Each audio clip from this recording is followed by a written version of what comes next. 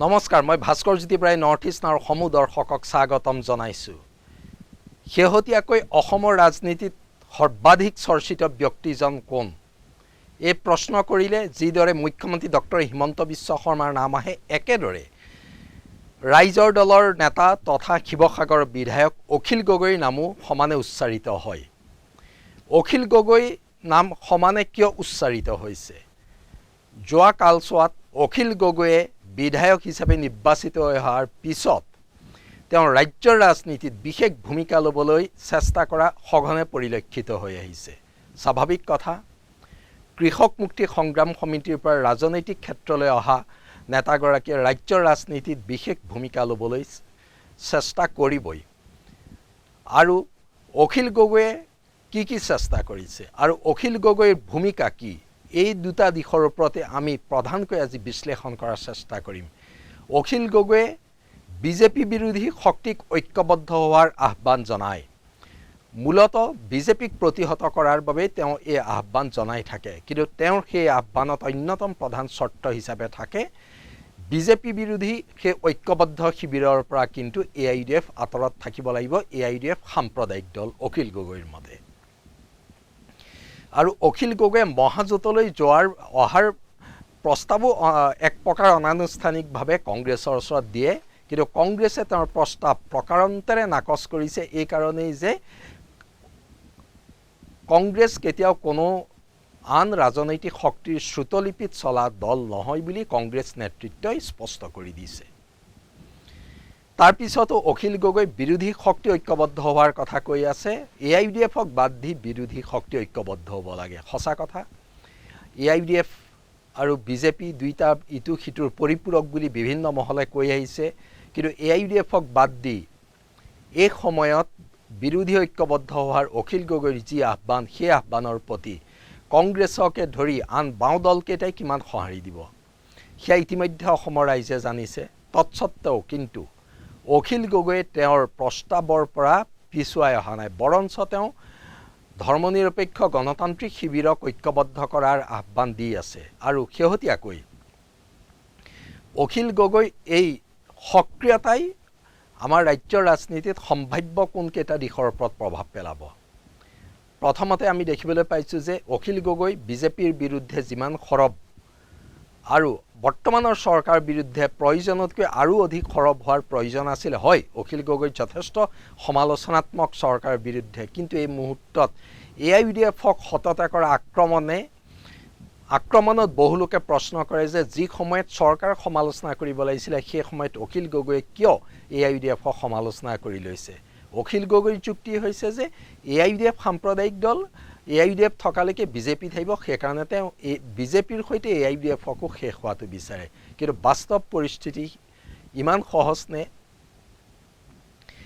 বিভিন্ন মহলৰ পৰা আকৌ সন্দেহ উপজে যে অখিল গগৈ বিৰোধী ঐক্যবদ্ধ হোৱা বিচাৰিছে নে বিৰোধীৰ ঐক্যবদ্ধ নোহোৱাৰ কাৰণে কাম কৰিছে, সেই প্ৰশ্নও আহি পৰিছে।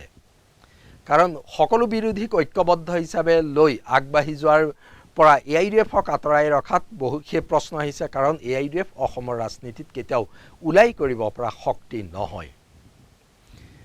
আৰু তাৰ বাহিৰেও অখিল গগৈয়ে কৃষক মুক্তি সংগ্ৰাম সমিতিৰ দিনৰ পৰা তেওঁৰ ভাৱ ভংগী যেনেকুৱা, সংসদীয় ৰাজনৈতিক ক্ষেত্ৰতো তেওঁৰ ভাৱ ভংগী একেই।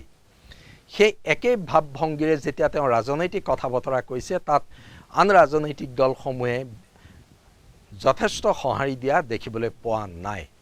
বৰঞ্চ ৰাজনৈতিক ক্ষেত্ৰতো তেওঁ নৈৰাজ্যবাদী দৃষ্টিভংগী গ্ৰহণ কৰা বুলি ধাৰণা হয়। অখিল গগৈয়ে এইদৰে সকলোকে আক্ৰমণ কৰিছে, সকলোকে সমালোচনা কৰিছে, এয়া তেওঁৰ দলৰ ৰাজনৈতিক কৌশল হ'ব পাৰে। কাৰণ আন বিৰোধী দলক দুৰ্বল হিচাপে দেখুৱাই ৰাইজৰ দলে তেওঁলোকৰ শক্তি বৃদ্ধি কৰাৰ কৌশল ল'ব পাৰে। সেয়া কোনো ভুল কথা নহয়, যিকোনো ৰাজনৈতিক দলে সেই কাম কৰিব। তাৰ ব্যতিক্ৰম কিয় হ'ব ৰাইজৰ দল? কিন্তু অখিল গগৈয়ে সেয়া কিমান পৰিপক্কভাৱে আগুৱাই নিব পাৰিছে? নে অখিল গগৈ এই এক প্ৰকাৰ নৈৰাজ্যবাদী সমালোচনাত্মক দৃষ্টিভংগীয়ে ক'ৰবাত শাসনাধিষ্ঠিত বিজেপিক সহায় কৰে নেকি? হয়তো ইচ্ছাকৃতভাৱে নহয়, কিন্তু অখিল গগৈ কাৰ্যকলাপে হয়তো কোনোবা মুহূৰ্তত বিজেপিক সহায় কৰিব পাৰে। কাৰণ অখিল গগৈ যিমানেই বিৰোধীৰ মাজত এই কচৰত চলাব সিমানেই চৰকাৰ তথা শাসক পক্ষৰ বহু কথা সমালোচনা কৰাতকৈ ইয়াত সময় অধিক দিয়া দেখা গৈছে। আৰু অতি শেহতীয়াভাৱে অখিল গগৈয়ে ৰাজনৈতিক ক্ষেত্ৰত সঘনাই যিদৰে তেওঁ পদক্ষেপ গ্ৰহণ কৰিছে, এই ক্ষেত্ৰত এটা তুলনা কৰিবলগীয়া মুখ্যমন্ত্ৰী ডক্টৰ হিমন্ত বিশ্ব শৰ্মাই এনেকুৱা এক ধাৰণা দিব বিচাৰে যেন 24 ঘণ্টাই তেওঁৰ চৰকাৰে কাম কৰিছে, 24 ঘণ্টাই সিদ্ধান্ত গ্ৰহণ কৰিছে। আৰু তাৰ বিপৰীতে অখিল গগৈ কামৰ পৰা এনেকুৱা এটা ধাৰণা হয় যেন তেওঁ অসমত ধৰ্মনিৰপেক্ষ আৰু গণতন্ত্ৰ ৰক্ষাৰ হকে অখিল গগৈয়ে 24 ঘণ্টাই কাম কৰি আছে। কিন্তু সেয়া কিমান সুসংঘবদ্ধ আৰু কিমান সুপৰিকল্পিত। আকৌ কৈছোঁ, অখিল গগৈ সেই নৈৰাজ্যবাদী দৃষ্টিভংগী যদিহে ৰাজনৈতিক ক্ষেত্ৰত অধিক প্ৰকট হয় তেতিয়াহ'লে গণতান্ত্ৰিক ধৰ্মনিৰপেক্ষ শিবিৰ ঐক্যবদ্ধ হ'বনে, গণতান্ত্ৰিক ধৰ্মনিৰপেক্ষ শিবিৰত বিভাজন আহিব? এই প্ৰশ্নও কিন্তু এতিয়া মানুহে কৰিছে। তৎসত্ত্বেও আমি আশা কৰোঁ অখিল গগৈৰ দৰে সংগ্ৰামী ঐতিহ্যৰ ধাৰাবাহিকতা ৰক্ষা কৰি অহা নেতাগৰাকীয়ে অসমত ধৰ্মনিৰপেক্ষ গণতান্ত্ৰিক ৰাজনীতিক শক্তিশালী কৰিব। কিন্তু ৰাইজৰ দলৰ তথা অখিল গগৈৰ স্থিতি আৰু অধিক স্পষ্ট হ'ব লাগিব। তেওঁলোকে বিৰোধী ঐক্য AIUDFক বাদ দি কৰিলেও আন দলসমূহৰ প্ৰতি কিমান সহযোগিতামূলক আৰু সহমৰ্মিতামূলকভাৱে গ্ৰহণ কৰে সেয়া লক্ষণীয় হ'ব। এইটো কথা আমি স্বীকাৰ কৰিব লাগিব। কাৰণ ৰাইজৰ দলে নিজৰ হিচাপ নিকাচ বাদ দি কংগ্ৰেছৰ লগত কেতিয়াও একেলগে আহিব নোৱাৰে, আন দলৰ লগতো নোৱাৰে। তৎসত্ত্বেও যদিহে তেওঁলোকে কৈ থকাৰ দৰে বহল পৰিসৰত বিজেপি বিৰোধী শিবিৰ ঐক্যবদ্ধ হোৱা বিচাৰে তেতিয়াহ'লে হয়তো অখিল গগৈয়ে বৰ্তমানতকৈ কিছু ক্ষেত্ৰত পৃথক দৃষ্টিভংগী গ্ৰহণ কৰিব লাগিব। আৰু সেইকাৰণেই বাৰে বাৰে একেটা কথাই উত্থাপন হৈছে যে অতি শেহতীয়াভাৱে অখিল গগৈৰ ভূমিকাই চৰকাৰী পক্ষত ক'ৰবাত সহায় কৰাৰ সুবিধা দিছে নেকি, বিৰোধীক শক্তি যোগান ধৰাতকৈ বিৰোধীৰ মাজত বিভাজনহে আনিব নেকি, সেয়া অনিচ্ছাকৃত হ'ব পাৰে। কিন্তু এনেদৰে অখিল গগৈৰ কচৰতে বিৰোধীৰ মাজত বিভাজন আনিব নেকি? অৱশ্যে ৰাইজৰ দলৰ যুক্তি হ'ব পাৰে যে সন্মুখত কোনো নিৰ্বাচন নাই, উপনিৰ্বাচনক বাদ দি তেতিয়াহ'লে ৰাইজৰ দলে নিজৰ শক্তি বৃদ্ধি কৰিবৰ কাৰণে AIUDF কংগ্ৰেছ সকলোকে সমালোচনা কৰিবই লাগিব। সঁচা কথা, কাৰণ বিৰোধীৰ সেই ভিত্তি ৰাইজৰ দলে নিজৰ হিচাপে গঢ়িবলৈ বিচাৰিব। কিন্তু তাক আগবঢ়াই নিবৰ কাৰণে বিজেপিক যদি উমৈহতীয়া শত্ৰু হিচাপে বিচাৰে তেতিয়াহ'লে সকলো বিৰোধী ঐক্যবদ্ধ হ'ব লাগিব। সেই কথা তেওঁ বুজিও পায়, উপলব্ধিও কৰে। কিন্তু কাৰ্যত কিমান দূৰ তাক কাৰ্যকৰী কৰিবলৈ আগবাঢ়ে সেয়া লক্ষণীয় হ'ব।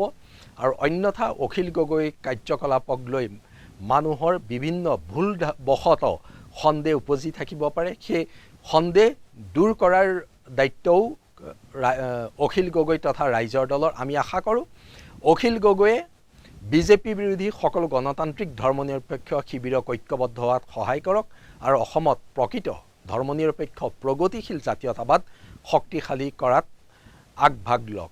কিন্তু আহিবলগীয়া দিনবোৰত অখিল গগৈ তথা ৰাইজৰ দলক আমি সেই ক্ষেত্ৰত অধিক আগবঢ়া কিমান দেখিম সেয়াই এই মুহূৰ্তত ডাঙৰ প্ৰশ্ন। ধন্যবাদ।